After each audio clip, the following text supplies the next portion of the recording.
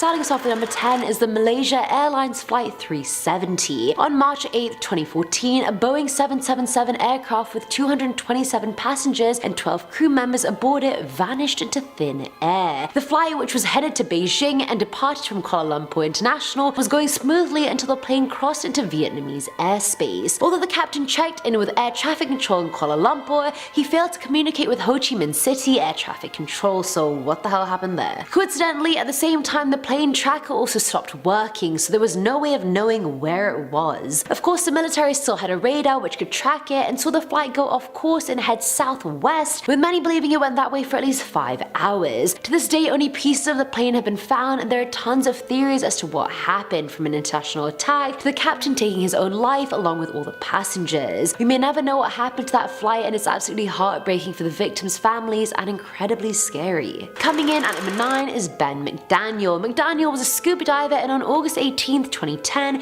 he went for his last possible dive. Ben went to Vortex Spring in Florida and tried to access a part of the underwater cave that was only for intermediate divers. Although Ben didn't really have any qualifications, the Vortex Spring employees still let him go through, fearing he would try to sneak in anyway, get caught in the gate, and then drown. That was the last time anyone saw Ben McDaniel alive. Over a dozen cave divers would search every inch of the cave, and it was determined someone Ben's size couldn't get stuck too deep in the cave. An above ground search which ran over the course of 36 days didn't turn up anything either. To this day, no one knows what happened to Ben, although some think he may have started a new life, while others think the exact opposite. Filling our number 7 slot is Ray Gricker. Ray worked as a district attorney in Center County, Pennsylvania, and on the 15th of April 2005, he randomly just vanished. Ray was skipping work as he usually did on Fridays. However, when Gricker didn't come home, his girlfriend reported him missing, and the cops found his car parked not far from a bridge. Ray was never seen again, but a fisherman found Ray's laptop months after his disappearance. Oddly, the hard drive had been removed, but was also eventually found on shore. Although it was too damaged to extract any information, investigators found searches on Ray's home computer that read how to wreck a hard drive and water damage to a notebook computer. Here's where things get even more interesting though. Some believe Gricker was murdered because he was part of an investigation involving Jerry Sanfusky, yet Gricker had declined to press charges back in 1998. Gricker retired in 2005, and something out of fear, he may have been set up to keep the truth from coming out. Ultimately, Sandusky wouldn't be able to stop the truth from coming out regardless if he was part of Gricker's disappearance or not. The truth always comes out, baby. Now at number 6 is Amelia Earhart. On July 2nd, 1937, Earhart disappeared while flying over the Pacific Ocean. We should all know the story by now, I don't need to tell it to you guys. There are countless theories regarding what really happened, from her simply crashing to being captured as a war criminal and so on. As of now, there isn't enough evidence to allow us to fully understand what truly happened. Remains have been found over the years, both of what's believed to be Earhart as well as the remains of her plane, but there is no way to be at 100% certain. By 1939, Earhart was declared legally dead, although there was no reason to assume so. Some think it was to allow her husband to remarry, others think it was in hopes it would give people the closure they needed. Either way, till this day, no one knows what really happened to the incredibly brave Amelia Earhart. Coming in at number 5 is Lauren Spira. In the early hours of June 3rd, 2011, a 20-year-old student at Indiana University, Lauren Spira, would go missing. And it's very weird how little information there is on this disappearance. Lauren was with her friend Corey Rossman leaving a bar around 2:30 AM, and they were both pretty intoxicated. The two of them went to Lauren's place, then Corey's place, where he would fall asleep. Lauren would then try making her way home, but ended up at Corey's neighbor's place and would leave there around 4:30 AM, which was the last time anyone saw her. Coincidentally, when Lauren's boyfriend Jesse Wolf tried to get in touch with her, he found out she had left her phone at the bar. After the 2015 murder of a 22-year-old just miles away from Lauren's campus, police thought they may finally have a suspect. After investigation, there was no connection between the two cases, and to this day, no one knows what happened to Lauren. At number 4 is Brian Schaefer. On March 31st, 2006, Brian Schaefer would meet up with his friend William Clint Florence at a bar called the Ugly Tuna Saloona. Very ugly name. The two would go bar hopping all night until returning to the Ugly Tuna just before 2 in the morning. Security footage shows Schaefer going into the bar but never leaving. Although Although the boys went out on a Friday night, Schaefer wasn't reported missing until Monday when he didn't show up for his flight to Miami, where he was supposed to spend spring break with his girlfriend. The Ohio State medical student was grieving the loss of his mother, and those around him say he took it incredibly hard, leading them to believe Schaefer may have taken his own life. Others think he may have been a victim of foul play, and interestingly enough, his friend who he was with, William, refused to take a lie detector test. But that doesn't account for the security cameras not seeing him, or someone carrying his body and leaving. That's the scariest part. Where did he literally go? Filling at number 3 slot is Jimmy Hoffa. You may recognize the name because the Netflix movie The Irishman was all about him. Spoiler alert, he is missing. The mobster who is most notably known for leading the Teamsters Union and gaining clemency from President Richard Nixon went missing in 1975, and till this day has the FBI completely stumped. After being released from prison early in 1971, Hoffa would spend the next 4 years under the watchful eye of the FBI. Then he would enter a Michigan restaurant, presumably to meet with other mob bosses, and disappear never to be seen again. Some believe he was taken out, while others simply don't even know where to begin. Hoffa was declared legally dead in 1982, although his body was never recovered, and as recently as 2013 the FBI was still digging up a field near Detroit looking for evidence. They didn't find any. Now at number 2 is Boris Weisfehler. In 1984, the 43-year-old man took a trip to Chile, where authorities concluded he drowned while trying to cross a river on a hike. The only evidence that Weisfehler was ever by a river was the fact his backpack was found near one. 16 years after his disappearance, US documents became declassified, and it turns out a witness allegedly saw Weisfehler being interrogated before being shot point blank. This led to a new investigation, and in 2012 a total of 8 men, including police and military officers, were charged with Weisfehler's disappearance and kidnapping. 4 years later the case was closed and the men were all freed. Weisfehler's body still hasn't been found, and his family is still looking for answers regarding his disappearance. So you've probably heard of the Bermuda Triangle, but have you heard of the Alaskan Triangle? Believe it or not, the lesser known Alaskan Triangle is home to far more unexplained disappearances due to treacherous terrain, electromagnetic anomalies, hidden pyramids or aliens, or perhaps just something in the air that happens to drive people mad. Whatever it may be, here are the top 10 disappearances in the Alaskan Triangle that remain unsolved to this day. First on the list, we have the 1950 disappearance of a United States Air Force troop plane, a Douglas C-54 Skymaster carrying 44 passengers and a nuclear warhead. What started off as a regular flight from an Air Force base in Alaska to one in Manitoba turned into a years-long mystery that still perplexes the minds of both military personnel and civilians alike. When the flight took off, the pilots were instructed to keep in contact with the Alaskan base, providing status updates via radio at every 30-minute mark, which they did until they didn't. The last report the base received was that while there was some frost forming on the wings, a completely normal occurrence when flying in cold weather, everything was going smoothly. The radio silence that followed was quickly accompanied by a large search party consisting of both ground and aerial efforts, but no one and nothing was ever recovered. The Douglas was an incredibly large plane, so for it to just simply vanish without a trace has continued to baffle many minds to this day. Now, if you've even just scratched the surface of the Alaskan Triangle's many mysterious mishaps, I guarantee you've heard about the disappearance of Hale Boggs and Nick Begish. If you haven't, you're about to, and if you have, stick around because you might learn something new. On October 16th of 1972, the United States representatives of the Democratic Party, along with one assistant and a pilot, set off on a campaign trip to Alaska, during which they would be forced to test their luck with the Alaskan Triangle. Any goodbyes or see you soons shared with friends or loved ones prior to takeoff would have been the last anyone would receive from any of the men. As you've probably guessed, they never made it to their destination. Not only that, but the men along with the aircraft completely vanished. Many search parties canvassed the area, a charge led by the United States government, who suspected a possible assassination of the men, but no trace of either plane nor passengers were ever found. However, something else might have been. Which of course brings us to our next point. You guys know I love a good segue. The Dark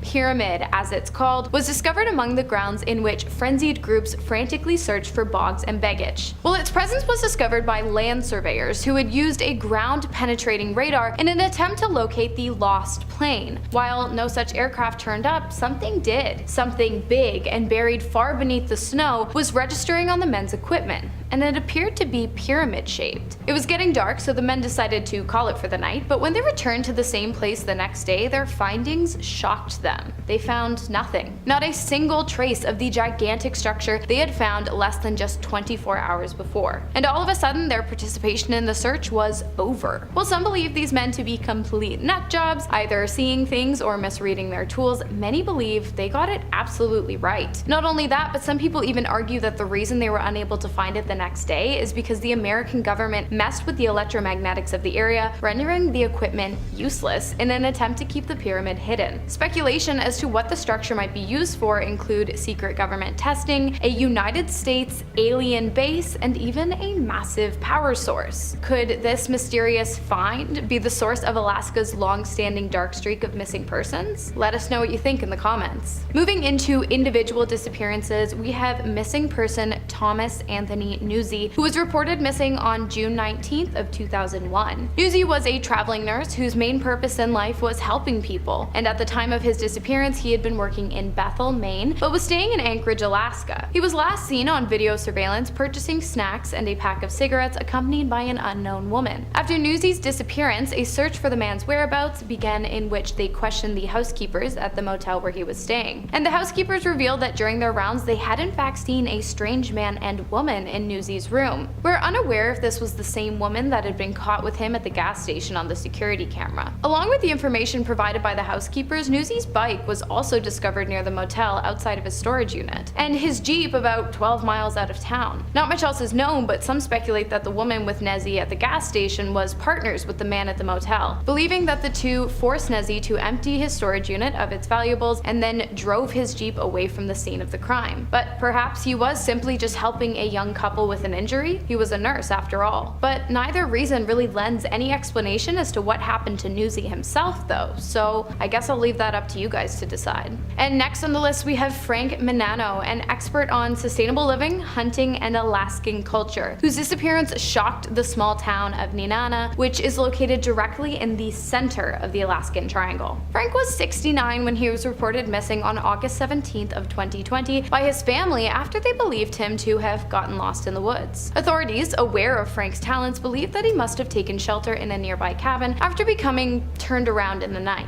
A search party was sent out to canvass the area with high hopes for the man's safe return. However, disappointment and dismay began to sink in after days of searching resulted in not one single indication of Frank's whereabouts. There is not much else that is known about this story other than the fact that 4 years later Frank still remains missing and the tragedy remains a mystery. Next on the list we have Shanna Oman, yet another disappearance in which honestly not much is known. The woman went missing on June 3rd of 2019 after spending time at a friend's house in Fairbanks, Alaska. According to the friend, after hanging out they had dropped her off at Nico River, a short walk from where Oman had lived. They assumed nothing of it until several hours later when Oman's roommate called the friend saying that she had never returned home. Scared and confused, they called the police, who quickly put together a search party to comb the area in which Shanna had last been seen, but after much effort they were ultimately unsuccessful. No other information has been released about the ongoing missing persons case, but as with all the names on this list, we are still hoping for a happy ending. Next up we have Leonard Lane, a World War II veteran who at the time of his disappearance on July 4th of 1995 was 73 years old. Lane, who had a very distinct limp due to injuries obtained during the war, had decided to take a walk after a local parade in the town of Fairbanks, Alaska. He went out into the woods of the Alaskan Triangle alone, a mistake which presumably would end up costing him his life. Although efforts were made to locate the man, he was never found, and in 1997, 2 years after his disappearance, Leonard Lane was declared legally dead. However, the case remains unsolved. And starting off our final three, we have Jail Tiara Hamlin, a mother of one who went missing on October 11th of 2014. That evening, Jail and her roommate Kendra had gone out to dinner. When they returned home, Kendra went to bed, but Jail decided that she wasn't tired, and instead texted one of her male friends around 1 a.m. asking him if he would like to get together. And at 3 a.m. she sent a text to an unknown man. When Kendra woke up the next morning, she sent Jail a text, and when Jail didn't text back, Kendra decided to knock on her door to check on her, but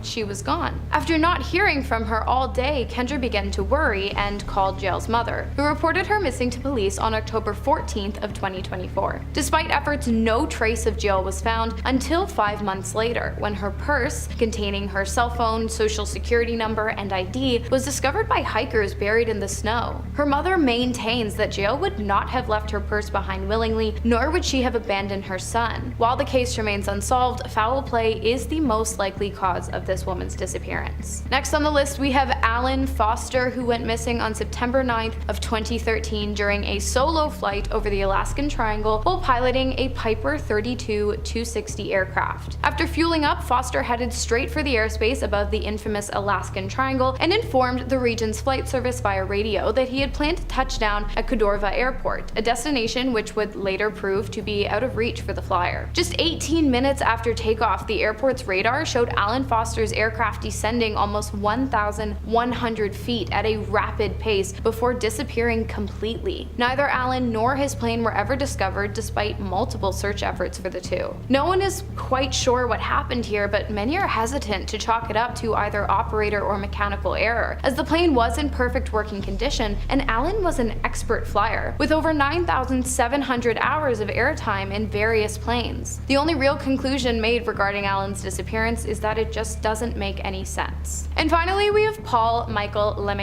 a 65-year-old marathoner who went missing in the Alaskan Triangle on June 4th of 2012. That year, Paul had decided to compete in the Mount Marathon race for the first time and had trained accordingly leading up to the day. The race took off without a hitch as competitors took off on their 26.2-mile run, 3.5 miles of which would consist of participants navigating through the creeks and trees of the Alaskan mountain. Paul was last seen at the home stretch just 200 meters from the finish line, and he was confirmed to be fully cognizant by a steward monitoring participants and verbally confirming bib numbers, an interaction which would become the last known record of Paul Michael. After speaking with the steward, Paul began his short descent to the finish line, but unfortunately he never made it as he suddenly disappeared without a single trace, never to be seen again. Despite the efforts of mountain rescue experts, state troopers, and search dogs, no trace of Paul was ever found, and to this day his disappearance in the Alaskan Triangle remains a complete mystery. Plane disappearances have to be one of the creepiest types of cases. The fact that there have been huge aircrafts full of people that have seemingly vanished into thin air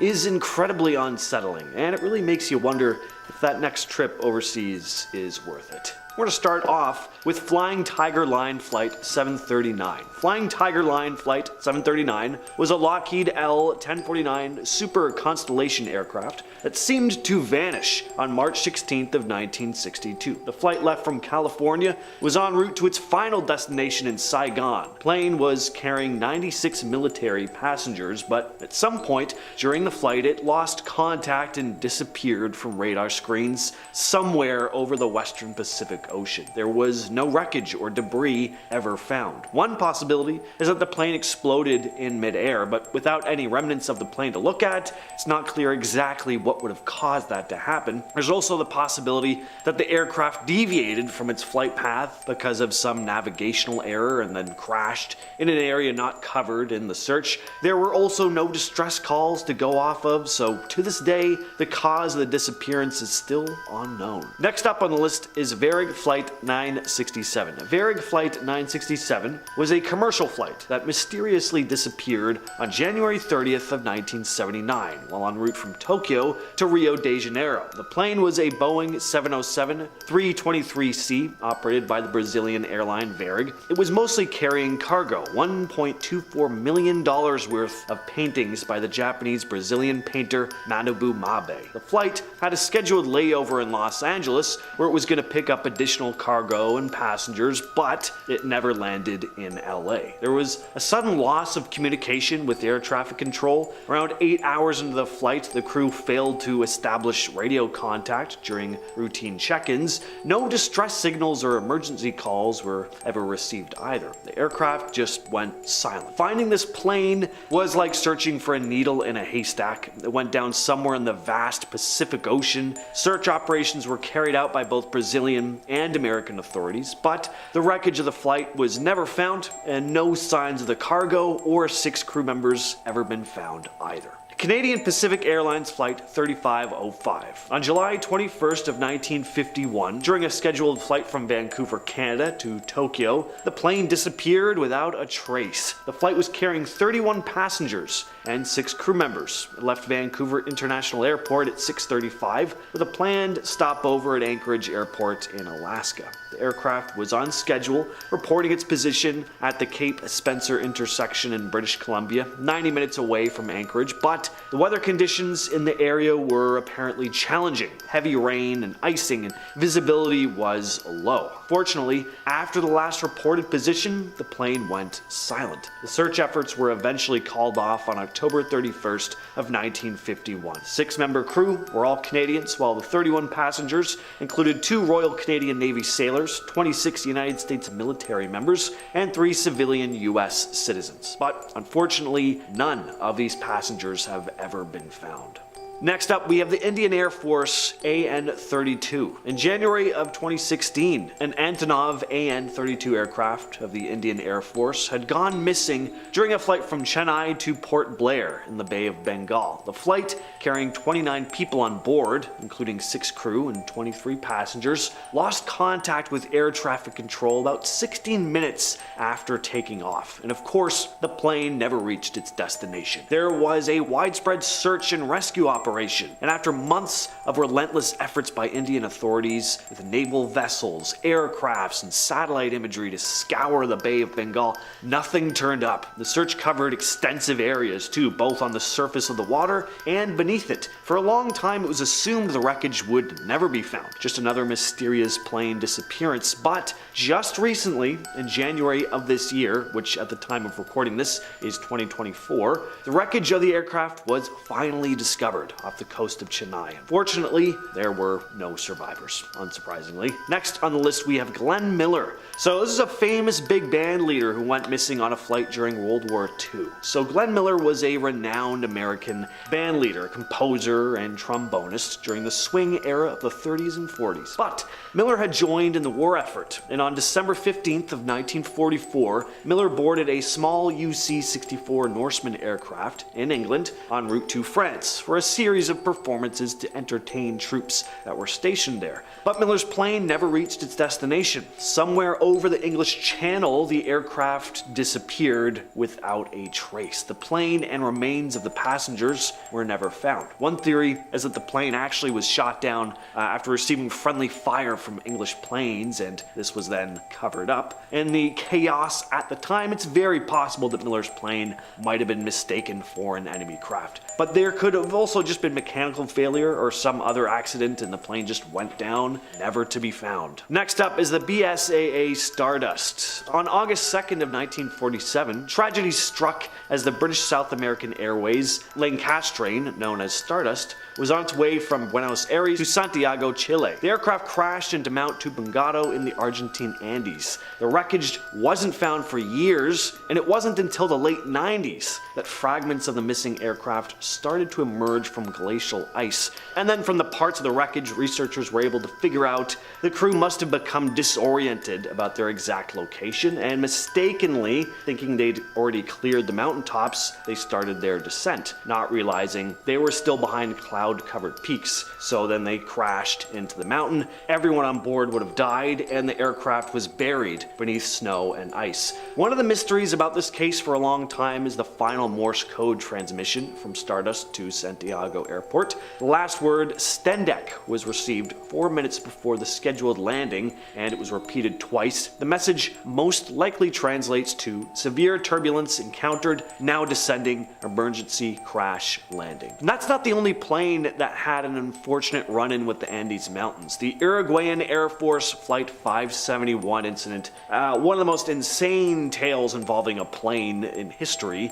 So in 1972, an aircraft carrying 45 passengers passengers, including members of the Uruguayan rugby team, their friends and family, left from Uruguay to Santiago, Chile. As the aircraft approached the Andes, the plane crashed into the mountains. The impact instantly claimed the lives of several of the passengers, but there were survivors who now found themselves stranded. There was extreme cold and they had little to no food. They started to realize that there was a good chance they weren't going to be found, at least not anytime soon. And so in order to survive, some resorted to eating people who had already died, pretty grim, but 2 survivors made the decision to venture out in search of help. They traveled on foot for days until they finally encountered 3 men on horseback who were able to communicate with them for help. Finally, the remaining survivors were rescued on December 23rd, 1972. Next up on the list, we have Flight 19, probably the most famous Bermuda Triangle tale. So on December 5th of 1945,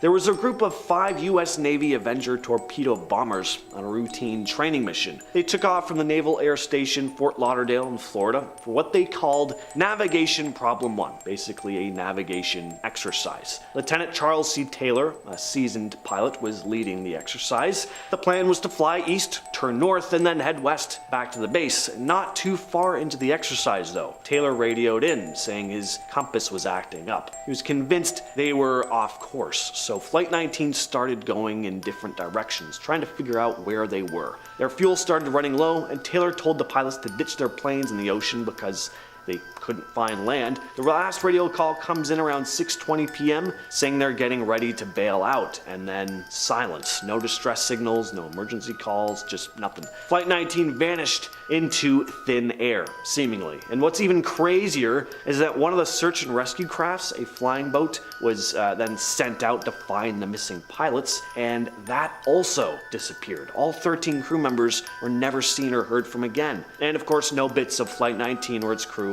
have ever turned up. Just one of the many reasons the Bermuda Triangle is such an unsettling part of the world. Next, we have the infamous D.B. Cooper case. Gotta be one of the most stylish plane jackings of all time. So it's Thanksgiving Eve, and a regular dude, seemingly, who we'll later know as D.B. Cooper, hops on a Northwest Orient Airlines flight in Portland, Oregon. He's got a one-way ticket to Seattle. Cooper's dressed like a typical businessman, a suit, he's got a briefcase, and in that briefcase were explosives. He hands a note to a flight attendant claiming he's got explosives and wants $200,000 and some parachutes. He ends up getting the cash and parachutes he asked for. It takes a few hours of haggling, but eventually Cooper releases the 36 passengers in exchange for the ransom and the parachutes. Cooper instructs the remaining flight crew to head towards Mexico City at a low altitude, keeping the plane slow and with its landing gear down. The plan is to make a quiet escape. Somewhere over the rugged terrains of Washington State, in the middle of a storm, Cooper opens a rear stairway door and takes a leap into the pitch black darkness with his parachute and the ransom money. And that's the last anyone sees of him. The plane lands in Reno, and when they check, D.B. Cooper's no longer on board. It's still not known whether he actually survived the jump or not. He may have drowned, had an accident with his parachute, or he may have actually survived and gotten away with the whole thing. Still don't know for sure. And finally, we of course have Malaysia Airlines Flight 370.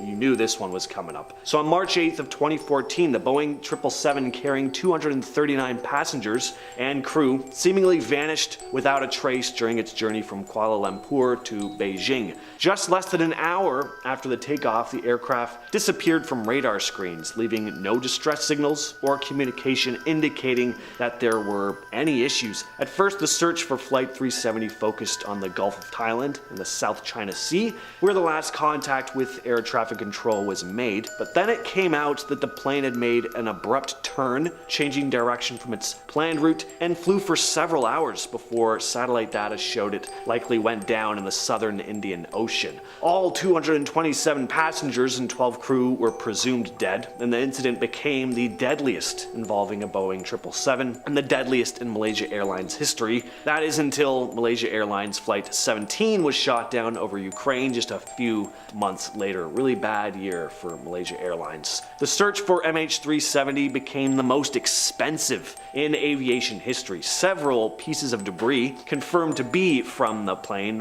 washed ashore in the western Indian Ocean in 2015 and 16, and there was a 3-year search covering 120,000 square kilometers of ocean. But the Joint Agency Coordination Center suspended its activities in January 2017 without having located the aircraft. There was also a second search in January of 2018 by private contractor Ocean Infinity, but they also came up empty-handed after 6 months. Starting us off at number 10 is Brandon Lawson. 26-year-old San Angelo local Brandon Lawson was married to Odessa Lofton and had 4 children. On August 8, 2013, around midnight, he got into a fight with Odessa and left the house to go to his dad's place. Unfortunately, that was the last time he was ever seen alive. 45 minutes later, he called his brother Kyle claiming he had ran out of petrol on the highway. A few minutes later, no one had any idea what happened, but Brandon made another call, only this time it was to 911. The call featured Brandon saying things like, "I ran into somebody," and that he was in a field and he needed help. When Kyle and a police officer finally got there, they both saw his truck on the side of the road, but there was no sign of Brandon. His keys were gone, so was his phone, but thankfully the truck didn't seem to be damaged at all. All of a sudden, Kyle got a call from Brandon, but the signal kept going in and out. All he heard was that Brandon was 10 minutes away from the truck and that he was bleeding. And that was the last time anyone heard from Brandon Lawson again. No activity has been reported on any of his cards, no outgoing calls. Apparently he was chased into the field, but by who? Nobody knows. Coming in at number 9 is Mayumi Arashi. This one was shared by Reddit user SheepFloof, who told the story of 27-year-old Mayumi. One day she left the house to meet up with a classmate and just never came home. Her older sister Yoko then called this classmate, who claimed this meeting was never planned and they had never met her that day. The Arashi family was distraught looking for their daughter, and what made matters worse was that Mayumi left a note in her room saying she had been betrayed and that she was sorry. At this point, officers had pinned the suspect to one of Mayumi's guy friends, and let's just call him A, just like that. Now later on, A called Yoko and admitted he had seen her the afternoon she vanished, and that if she ever wound up dead, he wanted to be in jail. The day after she disappeared, police officers followed A to a mountainous area where he was seen carrying 2 cans of juice, never to be seen again. The case started blowing up and her dad was interviewed about the case, and during a computer interviews, viewers noticed a note behind Mayumi's door that no one had seen yet. On it, in Mayumi's writing, it said, "Don't trust what Yoko says." Dun dun dun. Was it the sister? We don't know. Now, number 6 is false information. This case was shared by Reddit user Guy in Florida, who said back in 1971, a woman in Boca Raton, Florida, reported her daughter is missing. Investigation led officers to find that the girl's boyfriend was missing too, and so was his van, which made them think the 2 lovers had run off together. Very Romeo and Juliet. Now, at some point, the mum hired a private investigator to look for the 2, and she was eventually told they were both living in San Francisco. Another PI told her she actually had a grandchild, but none of it made sense. The mum was supportive of the relationship, their home life was completely fine, she just couldn't comprehend why her daughter would cut off all contact for no reason. It wasn't until 2000 that she finally found out the truth. There are quite a few drainage canals in South Florida that drain the Everglades into the ocean, and a lot of them are freaking deep. That year, a canal was dredged, and inside of it, they found the woman's daughter and the boyfriend inside the submerged van. So I guess this one is solved, but for a long time it wasn't. Coming in at number 5 is Rico Harris. This 6'9" former Harlem Globetrotter basketball player had definitely had his hardships in life. Rico suffered from a lot of hard substance abuse earlier in life, but had been clean for a while and was finally getting his life back on track. In 2012, Rico started dating Jennifer Song, and the 2 began their long-distance relationship. By the end of 2014, things were pretty serious and talks of marriage were being had, so the 2 decided to merge their lives together, and he moved to Seattle for her. A few weeks after moving, he went back to Alhambra to see his family, and Jennifer said he just went to get some closure. On the way there, Rico was completely fine. He met his mom and a brother, and things were left amiss. He didn't get what he wanted out of the conversation and left that night to go back home. At around 10:45 p.m, he called Jennifer and told her he was going up to the mountains to rest, so he hadn't gotten much sleep all night. At 11:15, he turned his phone off, and no one has heard from Rico since. Imagine what Jennifer's going through. Like, how does your boyfriend, soon-to-be fiance, just disappear and never tell you where he went? Did he kill himself? What happened? At number 4 is Angela Hammond. The year was 1991. 20-year-old Angela was engaged to Rob Schaefer and was 4 months pregnant with their child. On April 4th, she dropped Rob off at a barbecue, and an hour later she used a payphone to call him. While they spoke, she saw this creepy man circling the block a bunch of times in his green pickup truck. He got out of his truck and was looking around for something with a flashlight, and Angela asked if he needed to use the phone, to which he said no. Suddenly, Rob hears Angela scream on the phone, and he rushes to the payphone in his car, not knowing Angela's kidnapper was driving past him in the opposite direction. She yelled for him, and he reversed abruptly, breaking his transmission while he did so. And sadly, his car broke down and the truck got away, and with it, Angela Hammond. The search for the truck began, but to no avail. Police started questioning Rob since he had no witnesses to corroborate his story. But he did agree to a polygraph test and passed, so he was telling the truth. Rob was cleared, but Angela was never seen. Following on 3 slot is Stacey Aris. Back in July of 1981, 14-year-old Stacey, her dad, and 4 others went to Sunrise High Sierra Camp on horseback. It was built as a tourist destination 20 years prior, and it's the final stop in Yosemite's mountain chalet loop. When they got there, Stacey told her dad she wanted to take photos at the nearby lake, and although he didn't go with her, an elderly man from the group did instead. At some point on the way there, he got quite tired and sat down, so Stacey carried on the journey by herself. A few hours later, the man returned to the camp without Stacey, claiming he waited for ages, but she never walked back. A tour guide in the group said he saw her from afar, standing on a rock about 50 yards south of the trail. So there's no way she could have gotten lost, but she was never seen again. Did she accidentally drown in the lake? Did she in fact get lost? I mean, the lake was only 1 bluff away from the camp, but she was only 14 years old. Maybe the sun was setting, it was getting dark, and she kind of just lost her way. And we're starting off the list with the Anjikuni Village incident. This incident went down in November of 1930. Up in the northern wilds of Canada. A fur trapper was set to make a stop at the Anjikuni Inuit village to trade furs. But when he arrived, he couldn't believe what he was seeing. The whole place was deserted, not a soul around. The trapper claimed that the food supplies were still there, but the people were gone. He went to the Royal Canadian Mounted Police, and they sent a detachment to check things out.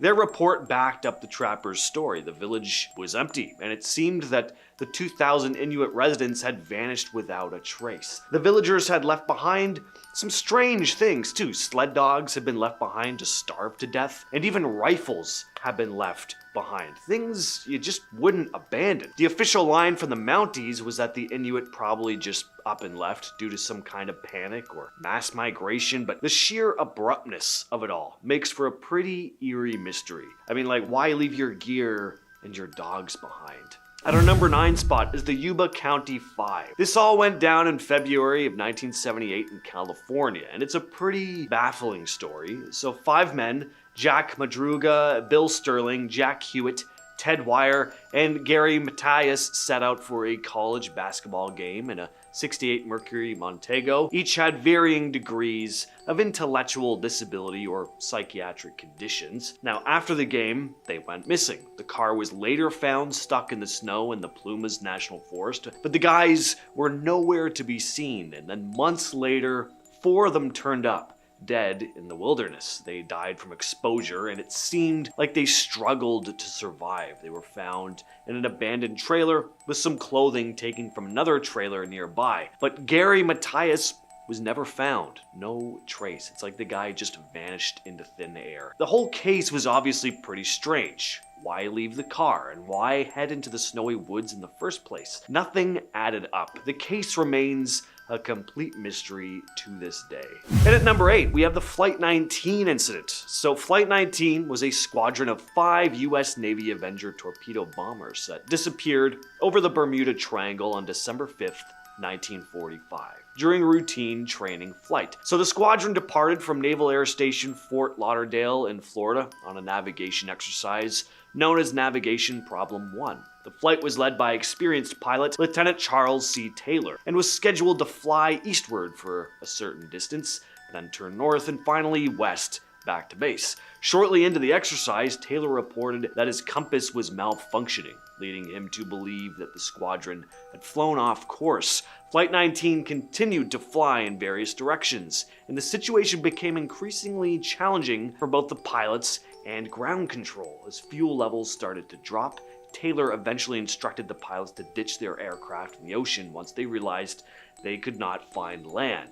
The last radio transmission from Flight 19 occurred around 6:20 p.m., indicating that the pilots were preparing to abandon their planes. No distress signals or emergency calls were received after that point. An even stranger flying boat was sent out in search of the missing pilots, and that aircraft went missing as well as all 13 crew on board. No wreckage or traces of Flight 19 or the search and rescue crew were ever found. Number 7, Roanoke Colony. In 1587, a group of about 115 settlers established the Roanoke Colony, led by John White. Soon after, White left the island to return to England for supplies and more assistance. He made it back to the island by 1590, expecting to be greeted by the settlers, but astonishingly, there was nobody there. The entire colony had seemingly vanished without a trace. There were no dead bodies and virtually no clues as to where they could have gone, aside from the words Croatoan carved into a post and Crow on a nearby tree. One theory suggests that the settlers may have relocated to Croatoan Island, now known as Hatteras Island, as indicated by the carvings. They also may have attempted to escape the island by sea and got lost. Another possibility is that they integrated with the native population. There have been numerous speculations over the centuries, but the fate of the Roanoke Colony is one of American history's greatest mysteries to this day. Next up on the list, we had the Flann Isles Lighthouse incident. Lighthouses have a certain vibe about them, don't they? They've always been the perfect setting for a ghost tale. Well, this next lighthouse story is a real-life documented incident, one of the strangest cases of mysterious mass vanishings in history. On December 15th, 1900, a ship noticed that the Flann Isles Lighthouse on the west coast of Scotland didn't seem to be operating. This information reached a relief vessel, which arrived on the 26th. James Ducat, Thomas Marshall, and Donald MacArthur, the keepers, were nowhere to be found. The beds were unmade, the clock had stopped, and a set of outdoor oilskins were missing. The island's log revealed some strange entries in the days leading to their disappearance. On December 12th, Thomas Marshall noted severe winds, but nothing too out of the ordinary. But he mentioned that James Ducat, the second keeper, had been quiet, and Donald MacArthur, the third keeper, was crying. The relief keeper reported that the lighthouse's equipment and lamps were in working order. It was as if the keepers had simply vanished into thin air. The vanishing of the MV Joota Crew. The MV Joota was a merchant vessel, and on October 3rd of 1955, it left Samoa for the Calo Islands. But when it failed to reach its destination, folks got worried. The trek was only supposed to take 48 hours. On November 10th, the Joota was found adrift about 600 miles off course. The ship was in bad shape too, was partially submerged, and there was no sign of the 25 people who should have been on board. Lifeboats were missing, and there were indications of a struggle, with bloodstains in a doctor's bag that had been tossed around. The Joota was meant to stay afloat even if flooded, but it was almost underwater. But it didn't sink, and it was towed back to port. But nobody ever found the crew. No bodies, no survivors, no trace. The missing crew of the Mary Celeste. So it all started back in 1872 when the Mary Celeste set sail from New York, commanded by Captain Benjamin Briggs. On board were his wife, daughter, and 7 other crew members. Everything seemed normal as the ship sailed into the vast Atlantic Ocean. Fast forward to December 4th of that same year. A passing ship, the Dei Gratia, spotted the Mary Celeste, and something was off. The ship was just floating there, no crew in sight. They boarded the Celeste to take a look around, and not a soul on deck, not a person in the rigging. It was like they vanished into thin air. Complete silence on the open sea. The ship wasn't in shambles either. The cargo was intact, and there was no damage to the vessel. Almost everything was intact though. The only thing missing was a single lifeboat. But no signs of a struggle, no bloodstains, just an empty ship drifting in the vastness of the ocean. The ship's log offered no clues either. The last entry was like any other day at sea. No hints of trouble, no distress signals.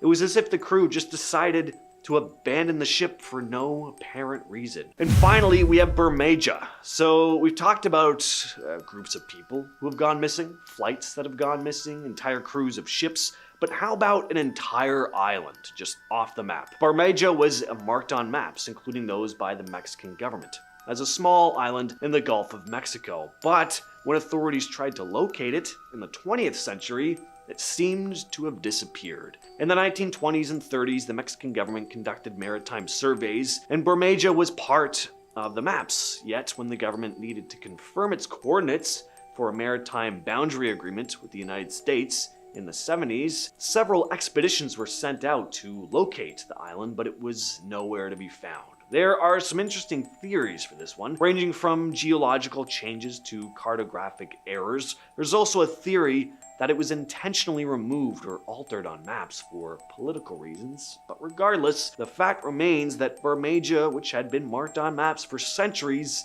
seemingly vanished without any clear explanation. Alright, next up we have the disappearance of Elizabeth Short, also known as the Black Dahlia, said to have been a patron of the infamous Cecil Hotel, known for the 17th mysterious deaths which occurred between the years 1924 and 2015. The Black Dahlia went missing on January 9th of 1947, and she was missing for 6 days total until her body was discovered on January 15th, just 5 miles away from the hotel. At the time of her death, Elizabeth was a waitress and struggling actor, and it had always been her dream to make headlines, but she was finding it pretty hard to get work in Hollywood, and so she had decided to take some much needed time off and visit an acquaintance in Los Angeles. Elizabeth Short did eventually make headlines, of course, and became nicknamed Black Dahlia after her body was found bisected, cut in half at the waist, and posed like a mannequin in a vacant lot in the Lemer Park area. There was no mess at the scene, and due to the clean nature of the cuts, police were led to believe that they had been made by a man with a steady hand with surgical precision. 9 days after the discovery of Short's body, an envelope containing many of her belongings was sent to the Los Angeles Examiner.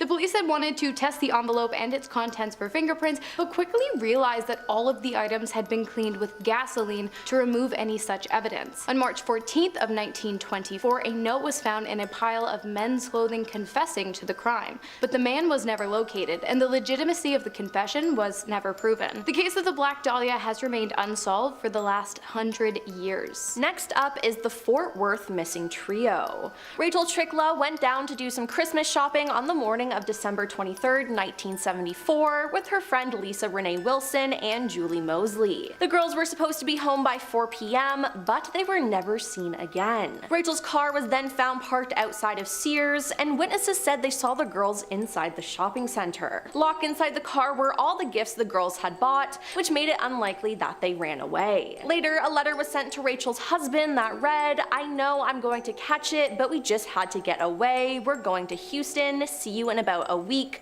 The car is in Sears upper lot. Love, Rachel." Now, besides the other errors in the letter, it looked as if Rachel had misspelt her own name on the first pass, and one of the numbers in the postmark was backwards. Now, despite receiving the letter, the girls' families did not believe that it was written by Rachel, nor that the girls had run away. Now, despite their efforts, no further information about the girls has ever been found. Then we have Tara Calico. On the morning of September 20th, 1988, Tara Calico went out for a bike ride in Belen, New Mexico, and planned to meet her boyfriend for a tennis date at noon. When her mother didn't hear from her by the afternoon, she went looking for her daughter and started to worry when she found the tape Tara had been listening to in a ditch by the side of the highway. The police then found bits of Tara's Walkman and a bike at a campground 20 miles away from her home. Witnesses said they saw Tara on her her bike and a truck suspiciously following her. That next summer, across the country in Port St. Joe, Florida, a woman who had been shopping found a Polaroid picture on the ground in the grocery store parking lot. In the picture were a teenage girl and a young boy tied up with tape over their mouths on top of a mattress in what appeared to be in the back of a van. Tara's mother was convinced that this girl was Tara due to the resemblance and the presence of a scar on the leg of the girl in the picture, similar to the one Tara also had. Now, there has never been any conclusive link between Tara and the picture, nor has the boy ever been identified. Tara has never been found, and there's no lead for what happened to her. Moving on to Lars Maten. Now, this is just a strange case. In July 2014, Lars Maten was on summer break in Bulgaria. Partying on the beach, he got into a fist fight and sustained a ruptured eardrum. He was advised by his doctor to not fly until it healed, so he told his friends to go back to Germany without him. After spending the night in the hostel alone though, he became extremely scared and paranoid. His mother received a panic text from him stating that he didn't feel safe, she should cancel his credit card, and that 4 mysterious men were following him. Now, the next day he went to the airport and was seen on surveillance walking through the airport with his luggage. Suddenly he then walks off screen and is then seen sprinting the other direction out of the airport without his bags, jumping over the fence and disappearing into the forest. Now, he was never seen again. His family confirmed that he didn't suffer from any mental illness, and they have no idea why he would begin acting in such a bizarre and erratic manner. A massive search was launched to find Lars, but it was unsuccessful. So what happened to him? I guess we'll never know. Next, we have the disappearance of Tom Young and Keith Reinhardt. In 1987, Tom Young was renting a retail space in Silver Plume, Colorado. One day, he went for a walk with his dog Gus and never returned. The retail space was later rented to Keith Reinhardt, who became encapsulated with the story of Young. So much so, in fact, that he began writing a novel in which the main character was a combination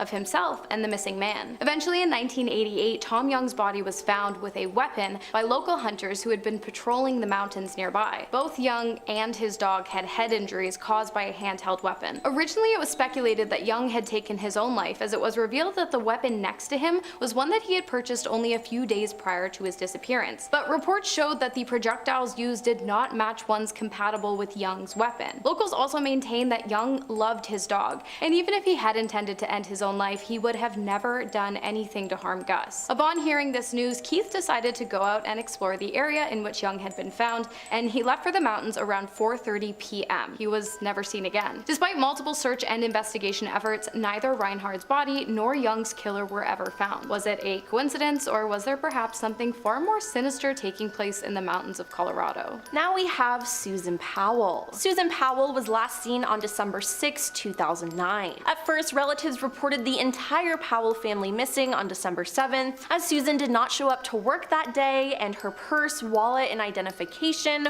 were all found inside the house. Now, later that day, her husband Joshua returned home with her 2 sons. He claimed he had left Susan sleeping at home shortly after midnight on December 7th and had taken his boys on a camping trip, which, let me just say, doesn't really make any sense. Now, upon searching the Powell residence on December 9th, investigators found traces of Susan's blood on the floor, and at the bank in which she worked, inside a safe deposit box that belonged to her, investigators discovered a handwritten will and testament. In the will, Susan had written about how bad her marriage became, and that Joshua had taken out a $1 million life insurance policy on her. If I die, her note said, it may not be an accident. Now, at the time of her disappearance, Susan's close friends said her marriage had been rocky for years, and that she had even seen a divorce lawyer. Now, Joshua was a suspect but was never charged with anything, and then in February 2012, Josh ended his own life along with his 2 sons in a house explosion during a supervised visit. Now, since then, Susan's case has run cold.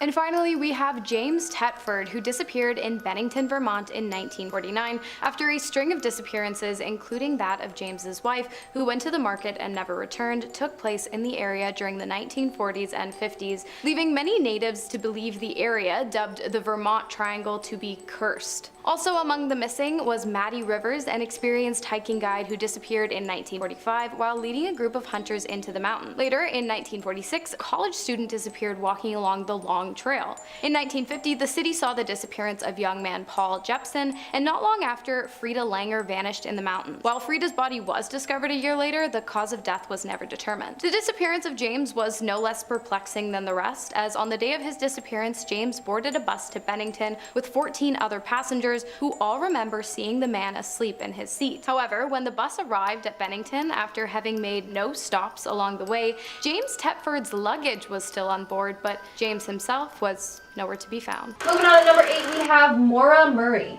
On February 9, 2004, 21-year-old nursing student Mora Murray disappeared. She packed up her dorm, withdrew money from the bank, and emailed her professors telling them that she wouldn't be in class for a while because of a death in her family.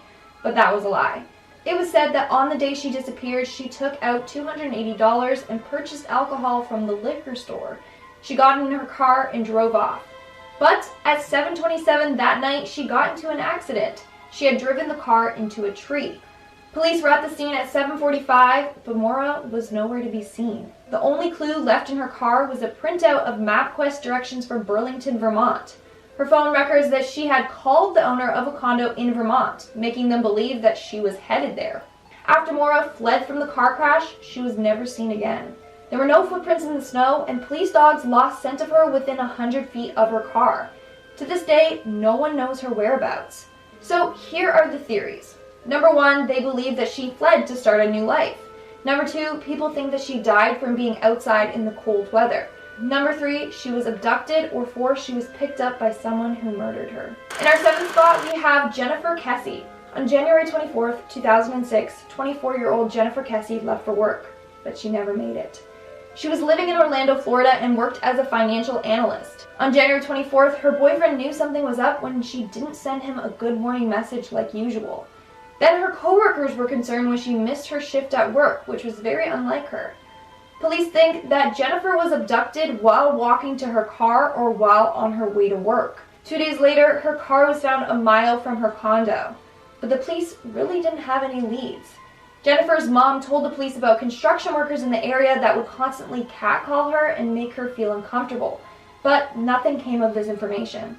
Then in 2019, 13 years later, the family received a tip saying that a woman remembered seeing a man dump a 6 to 8 foot rolled up carpet in a nearby lake. This was around the time of Jennifer's disappearance, but police have not shared any more information on this. To this day, Jennifer's parents are still looking for her. Making our way down the list at number 6, we have Patricia Man. This case is definitely really unusual. On April 20th, 1989, 37-year-old Patricia Man got into a car accident after driving on the wrong side of the road. The other driver, Carol, claims that she saw Patricia get out of her car and just stare at her. Then she climbed over a fence and stared at her again before walking away from the scene completely. That was the last official time that she was seen. There have been reported sightings of Patricia a couple of times across the US, like at truck stops or hitchhiking along the side of the road. In May of 1989, a waitress reported seeing a woman that fit her description. She claims that she was talking to herself and seemed disoriented. Investigators think that she got a head injury from the accident, and along with her previous health problems, it caused her to develop amnesia.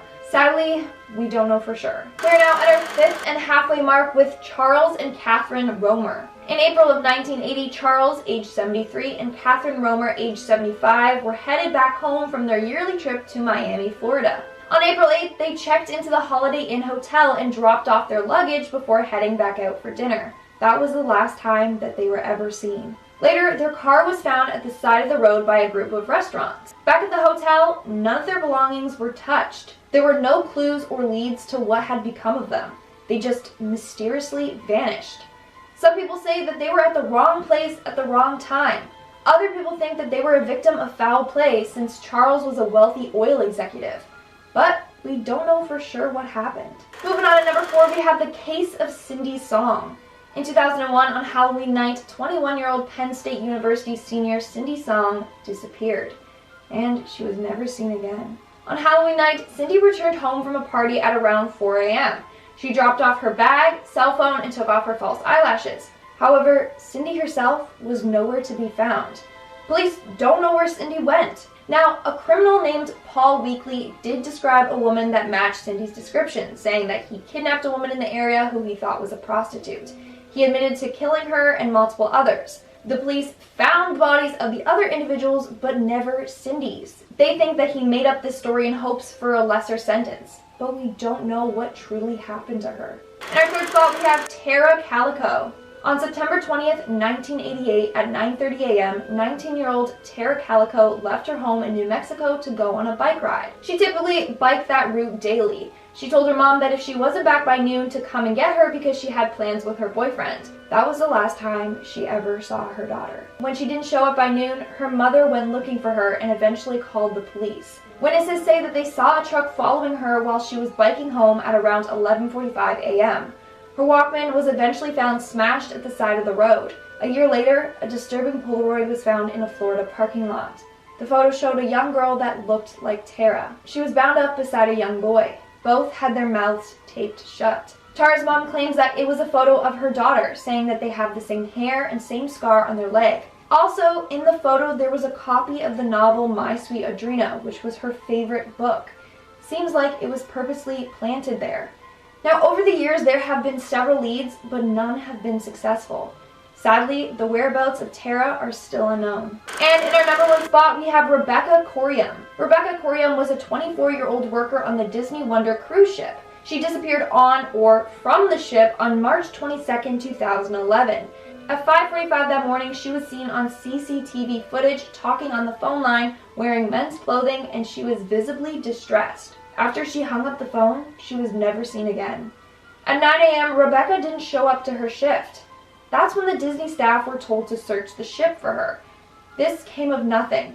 Then the U.S. Coast Guards and Mexican Navy were contacted to search the ocean, thinking that maybe she fell overboard. Again, nothing. Here's where it gets interesting. Many people think that Disney knows what happened to Rebecca, and they just attempted to cover this whole thing up. Let me share the facts with you. For starters, the captain told Rebecca's parents that he believes that she was swept off of Deck 5 by a big wave. However, there were no indications of stormy weather, let alone a rogue wave that night. The wave would have had to been 100 feet high to get over the 6-foot walls on that deck. Then the crew showed her parents the CCTV footage of her daughter on that phone call. They claimed that this was also from Deck 5, saying that after the phone call, she went out on the deck and that's when she was wiped out by the wave. But the footage was cropped to hide the timestamp and location. In fact, it was later revealed that it was from Deck 1, not Deck 5. On top of that, the Disney crew gave the parents a sandal that they claim was Rebecca's, which was found on the deck. But the sandal was the wrong size and style of Rebecca. Even a crew member stated, and I quote, "Disney knows exactly what happened. That phone call she had, it was taped. Everything here is taped. There's CCTV everywhere. Disney has the tape." He believes that Disney has the tape that shows exactly what happened to Rebecca. But they aren't releasing it. They probably covered it up with fear that it will tarnish their happy family-friendly reputation.